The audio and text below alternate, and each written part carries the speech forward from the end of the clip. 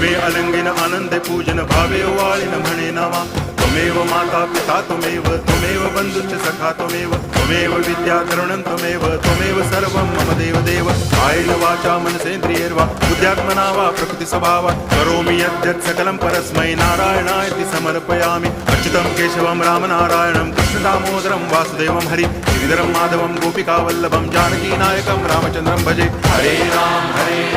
Ram Ram Hare Hare